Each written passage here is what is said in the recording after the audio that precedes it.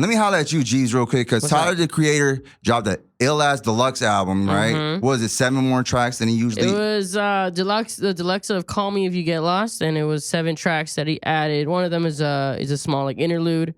But again, this man put in work. Yes. Honestly, since I think even Flower Boy started, and it's funny because we're going to talk about it later, the documentary on Hulu goes into it. Ever since Flower Boy, this man has just been... You can tell he's hungry. He goes for it. His pen has gotten nothing but better throughout the years. From the little boy we met at Yonkers, now he's this full grown man just talking about everything, letting his emotions carry him, but not in such a way that's like questionable. It's just like, oh, this man is growing up, and it's so nice to see him flourish as an artist. He technically 6 songs, all bangers, all amazing. He even sampled a Kanye West sample. Which one was that one? Heaven to Me. Oh shit! I didn't even realize that. That's a Kanye sample. I can't think of the song right now. If I could find it, I will let you guys know. But let me ask you this real quick though. You think? Let me throw this out there. Is Tyler the Creator the best rapper alive at this point? I know they gave it to 21. We love 21, but as a rapper, and when I say pound for pound, bar for bar, I think Tyler rapping. What do you think? Like, I for real think he be rapping. That's what the documentary goes into.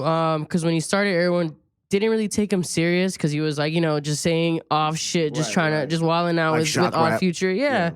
But honestly, his pen is crazy. Right. He had how he rolled out this deluxe is he released a video for Dogtooth, amazing song. Has a little bit of A$AP Rocky vocals in there. And then he released Sorry Not Sorry, which I think to me is one of his most personal songs, because he's basically just like writing a letter to his friends, family, and everything. He talks about his downs, his ups. The video itself depicts him in all his other eras. So he has Wolfgang, he has Future, he had Flower Boy, but in the whole, as you're watching the video, I recommend watching it because it's just so beautifully shot. I saw it, yeah. Yeah, he's just taking out all these egos that he built, and again, it's just to show that he's just hungry. Honestly, his pen is just gets crazy.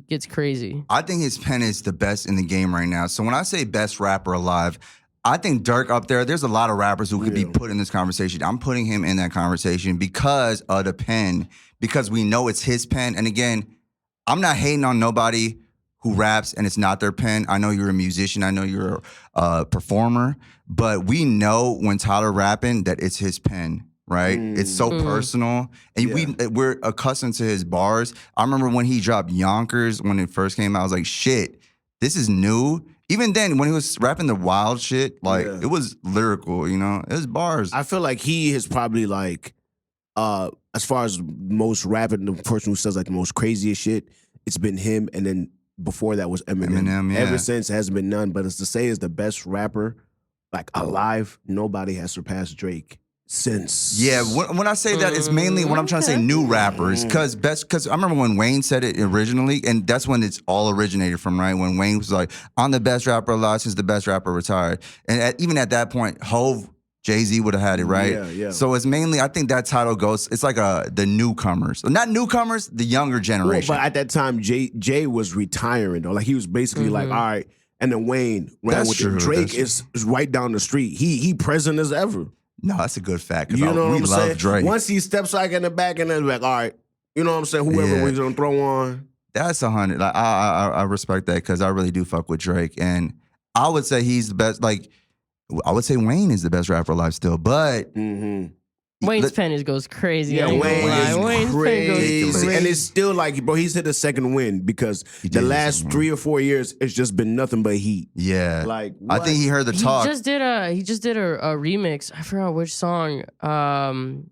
I'll find the song and I'll let you guys know which one it is. But even then, I'm like, damn, Lil Wayne's still rapping like this? For real. He's still rapping like this? He had just dropped a single, I think it was like last month, called Can't Nobody. It was the DMX sample. With Swiss Beats. Swiss Beats produced that. And I got it on for you. RP with DMX. The VVS is right there. I see you with me. shining. It's done. But I heard that one and I thought that was fire too. Yeah. And I think you're right. He did have a reawakening because he heard the chat and the rumors and shit. I don't know if he got sober. I don't even give a fuck Well, if I think he it got was probably sober. what was going on behind the scenes with The what I'm saying? label. And then him and Birdman. I think them probably reconcile because man, it's never nobody wins when the family feuds. Yeah. So I feel Oh, like no. once things got what I'm saying, ironed out, I feel like he probably was So able. when I'm talking about Tyler being the best, because they just recently, I don't know if it was Complex, I don't know who it was, and again, 21, we fuck with you. I think 21 is up there. Like, what, bro? Yeah, What? I'm just saying Tyler got to be in that conversation. Yeah, in that conversation. And it's not even the new generation, it's kind of like the middle generation. Does it make sense? The thing about Tyler that I think I can appreciate is that now that hip hop has gone this direction, Tyler definitely still embodies that underground old school like Alchemist sound, Jay Dilla sound. He still finds these samples and these. That's a great point. Yeah, and he puts them in, and he has the same flow as these. Yeah. MF Doom was one of his favorite artists. R.I.P. Yeah. But yeah, still he picked up all these elements that you get from the Alchemist, you get from MF Doom, you get from West Side Gun, and he's still able to put it into this like mainstream. Right. And his pen follows that. His samples follow that. I like you said, I think he should be in the conversation because he earned a seat at the table. He made his own house, but he earned the seat to get to have dinner at the table. You know what I'm saying? He gets to have a plate at that table. And then, bro, yeah. he can eat whatever because think about was it the single that came out like late last year with him, 21 Savage, and Pharrell? Oh you my know? God, Yeah. that song went hard. Fire. All Like, of you know what them. I'm saying? So it's like him and 21, of course, like they're up there and like. If you make songs that people are going to talk about, you're in the game. It's not even about if you make a song where it's a cultural moment in hip hop. You really are on the top echelon of rap right now. Well, I mean, at the same time, that's a broad statement because you Not can say, really. "Oh, we talking about a TikTok trend that everybody's." But that's talking not about. songs that are upper echelon in rap. You know what I'm saying? Because TikTok explain. does not determine, and we fuck with TikTok too. Yeah. Shout out to China. Because hey, something bad. They better not ban that shit. Yeah. Hey, we want y'all to clip this shit and put it on TikTok, by You the know what I'm way. saying? Matter of fact, the people out there, Yeah. we want the people out there to do that. But we fuck with TikTok, but I get what you're saying, but it's like, what I'm trying to say is, he's powerful. And what she was saying too, it's like, all right, look, he's still holding true to the essence of hip hop, which is really hard. Really hard to make commercial these days. It's really hard. And Tyler is just a rap. Like I think of it as a sport, like a sport. He's a wordsmith. He's a sparrer, whatever you want to fucking call it. He killing that shit. Is my chair creaking too loud? It don't matter. We gonna keep this shit in the thing too. I'm creaking because I got ADHD. Well, because you're preaching and right now. Don't y'all be hating on my mental health over here because I be fidgeting. Mental health awareness. And there we go. Every month, we gonna not get just into, 1 month. Every Every month. month. We're gonna love get into everybody. that every day, every single. We're gonna get into that later. But anyways, let me stay on Tyler real quick. All right.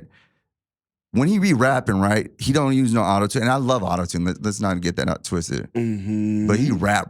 And rap should be its own category. Spotify, holla at me. I think rap should be a category on Spotify. Like, because it's rapidy rap. Rapidy rap is kind of condescending. You know what I'm saying? Because some people don't like rapidy rap. But don't you think Tyler, all right, this is the last thing we're going to talk about Tyler. We love you, Tyler. So Definitely check out the documentary. Yes, RapCaviar. I'm gonna check it out tonight. I want you to delve into that too. So I wanted to just say he raps. So yeah. Go into the documentary because I did not get a chance to see that. I'll be busy meditating. It's a series. So he's the first episode. Me and Mike are gonna watch the next ones when we get the chance. Yeah. We just thought his was gonna be important because he had just dropped the deluxe. And the whole seat at the table thing line I took it from the movie actually, or the episode, because he talks about that. Pharrell's in it because Pharrell was basically like behind the scenes trying to help him create a sound. Like that's how he came out with Flower Boy and everything. And then it goes back into Yonkers. It talks about vulnerability, especially in black men. It talks about how hip hop was this masculine thing, and it had to follow this outline that you have to be masculine. You can't show emotion. And here comes Tyler, little kid skater clothes, with the cap on and everything, and he starts just rapping, doing his thing. Of course, he gets popular based off all the wild shit he's doing with all Future. That crazy Yonkers video, everyone's kind of like, that has never been displayed. That man ate a cockroach and then hung himself. Like, at the time, it was so controversial because everyone's like, what the fuck is this guy saying? Right. And then he goes and talks about how he himself realized that those escapades were overshadowing his actual like gift as a rapper. You know, a kid from Hawthorne that, you know, dressed differently. He wasn't this toxic masculinity representation of what hip hop is supposed to be. He was just like this guy that liked to hang out with his friends, do crazy shit, and rap. And, you know, he was one of the, growing up, you know, I was around his age. I was in high school when he was coming out. And it was like, you know, seeing him how he's become now is just like, it's so beautiful to see. And then the documentary goes into how, you know, he focused on Flower Boy to really show his craft and perfect it in his sound, and people started noticing him. He started, you know, talking radio. He was finally getting radio plays, which, you know, to him was a big thing because as an LA kid, you're raised on Power 106. That's our thing. Shout out to Power 106. Yep. So he goes from that, and then it goes into Igor. It goes into briefly his feud with DJ Khaled. When DJ Khaled was like, you know, like, oh yeah, his music doesn't get played. I make great music, and then he just got swept by Tyler, the Creator. And then it goes into Igor, especially now as Call Me When You Get Lost. And it's just a beautiful portrayal of like hip hop and what hip hop is. Like hip hop can be. It doesn't necessarily have to be this gangster rap that everyone knows it for. But take it back to the 80s, how when it started, it was this fun thing. Hip hop was for everyone. In the park. And he still got gangster bars too. Exactly. And Tyler, the Creator, brings that. He still, like you said earlier, he brings that essence, and you see it in the video. Again, it's a fresher breath air when it comes to this image of hip hop and changing that, creating your own lane, making it okay for kids to feel weird and be weird and embrace it. You know, especially for people of color, because, you know, we're supposed to hold a sense of like, oh, we can't show emotion, especially black men. They cannot show emotion. Boxed in. We boxed in. Like exactly. And it's like, and if you show emotion, like, oh, you're weird. Oh, something's wrong with soft. you. Yeah, you're soft. And it's like, no, like you are allowed to these emotions. You are allowed to like make your lane and build it. You know? And Tyler, the Creator, does that perfectly. I think the episode caught it so well. I recommend it to see it. I've seen Tyler live, and he's just a good soul. Man, by the way, I'm gonna let you expand on that. Oh, hold on. First off, can we just say the way you broke it down? Yeah, homie. you broke that shit down. Illy. Swaggy. Because man, we cannot be boxed in. Like we could be so many different things. Like what is that term? Monolith, right? Yeah, like come on, like we're so many different. We're not just like one thing or two things. Especially when you say like earlier when you were saying like rapidy rap, or it's like rap is an art form. So art doesn't really have like lines or boundaries, or you can't, you know what I'm saying? Because what is really rap at the end of the day? If a kid gets on a track and goes goo goo gaga on a beat and it's fire, you're like, okay, that's rap. Like the baby was rapping. It does make, and it makes a social comment on as to why they rather depict hip hop in this sense and what that does to certain groups and what that does to everyone, how people are perceived. Exactly. Because look how everything is like society the way it is now, because I feel like everything is contaminated with what we're listening to and everything. You know what I'm saying? Because everything is shoot 'em up, bang, bang, bang. But again, it's got to be that. Yeah. With that, I love that shit too. You know you love that shit bro, too. that's all I want. I'm raised on it. But at the same time, it's like, bro, we're more than that. Yeah. You feel me? We're more than shoot what? We had to cook out damn near every Saturday. You know what would be dope? If people perceive the shoot 'em up, bang, bang shit like how they perceive Tyler shit, you know, because Tyler, you could tell he's telling a story, but for some reason, the perception with rappers who like Dirk or whoever, 50 back in the day, it sounds like, is this their real life? You know, it really is a movie. But at the same time, it's like, if you really dig deep on it, we're talking about Tyler, the Creator, how many years in? 12 years. 12 years. Out of all the rappers that's come up, he's still the one that's still, you know, like. And he came up with like Drake. Yeah, he came around everybody's still going strong. Yeah. So you can't really say like, for as far as like perception, a lot of people like fuck with Tyler. Like you know what I'm saying? A lot of people. It's only like a certain section like they try to like glamorize or glorify. You know what I'm saying? And that just becomes the main. But what's the difference between glamorizing, glorifying, or telling a story? Like, let me ask you that. The difference is between down the street, let's say. Because again, before you finish, I didn't mean to cut you off. Yeah. But I don't want to make it get twisted right here, because I'm all about rap in general. Yeah. I'm talking about, you know, I'm like, yo, I don't care if you say fuck kill shit because we know Tyler's such a. I love that shit, bro. I went to a rave of his when I was mad young. Right. All right, continue. But you said the difference between glamorized and glorified. Yes, because Okay, bet down the street. Let's say somebody gets ran over by a car. Boom. Okay, and everybody's like, "Whoa! Like this is crazy." You know what I'm saying? Yeah. And at the same time, it goes away. Let's say next day, it's like two black dudes, and like something happens, like where one of them gets ran over, and let's just say it's the same exact thing. It's like an accident. It's glorified in the news, like, oh my God, like, did you see what happened? Like, it was an accident, but I swear it had to be something crazy that came along with it. When at the same time, it's like, okay, yeah, I grew up in the streets and I lived that life, and I could rap I could rap and sing about like shooting and bang, bang, bang, bang, bang. But at the same time, it's like, why is it more glorified than if I make a love song? Let me ask you this real quick before we move, because Tyler, we give you a mad promo right now. You better sponsor us with some OF shit, with Golf Wang, whatever. We love you, Tyler. But let me ask this last question. And this might, you know, when he said, I kissed white boy since 2004, but I haven't heard him touch on that again. And again, I'm wondering, this for the people out there, I'm wondering, it don't even matter, but it's just like, bro, this curiosity. So what do you think he meant? Like, was that bait, like they like to call it, or is it like valid? For Tyler the Creator, like his section. No, actually, he touches upon it on Sorry Not Sorry. He talks about. There's a line where he's, I'm sorry for the boys I had to hide. I'm sorry for the girls I had to lie to. And I'm sorry for people. He's like, for people trying to figure out something about me that it's like, you don't need to. You know, you don't have, I don't want to talk. He doesn't really want to. The way he sees his sexuality is like, that's his. He doesn't feel the need to comment on it or become like a vessel for this movement. He's just like, this is how I live my life. And Sorry Not Sorry. Sorry Not Sorry. He talks about it. He comments on it. I think it's in the documentary they talk about it too. It's again bisexuality. Again, it doesn't fall in that form of what a hip hop artist is supposed to look like. It doesn't fall in the form of what a black man's supposed to portray himself. So the fact that he's kind of like, that's who I am, and people are respecting it and not touching on it because he's like, this is mine and you're not going to change that about me.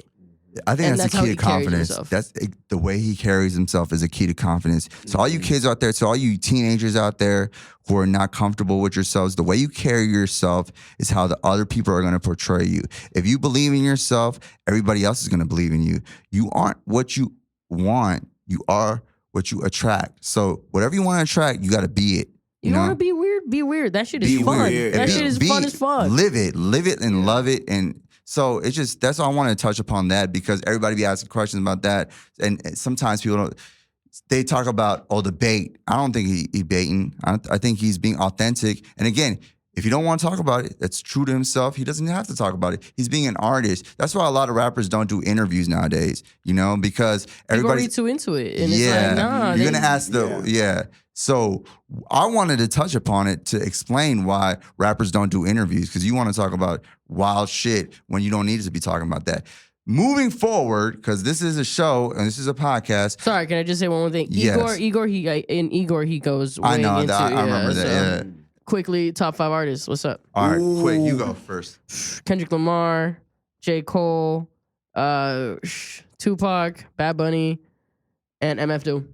So we're going all time a little bit? Or right now? Yeah, actually, let me. That's a good list. That's a good list. Right now is good. Keep it on the list. Mac Miller's also on mine. Yeah. Like, Mac Miller's dope, yeah. So top 5 right now. Yeah, top 5. Okay. Drake, Future, I would have to say there's so many. It's so many. Drake, Future. I gotta put The Weeknd in there because Abel just gets me right, man. I feel like the way life is, bro, especially dealing with these white women, bro, Abel just knows. And then I'm going to go ahead and say, Kendrick is up there, and then Cole for sure. I think you gave like 6. You guys can count that. That was damn near 6. Okay, yeah, y'all can count it, but it was, yeah. All right, I'll go Kendrick 1.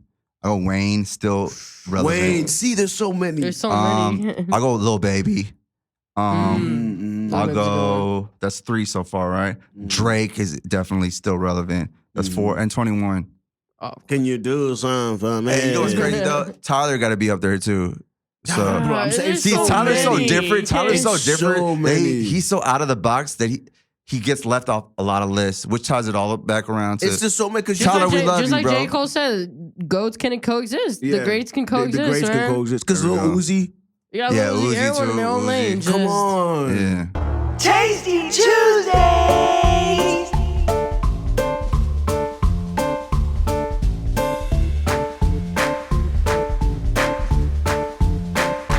Thanking you for your time this time. Until next time, we'll see you again next week, same time, same channel.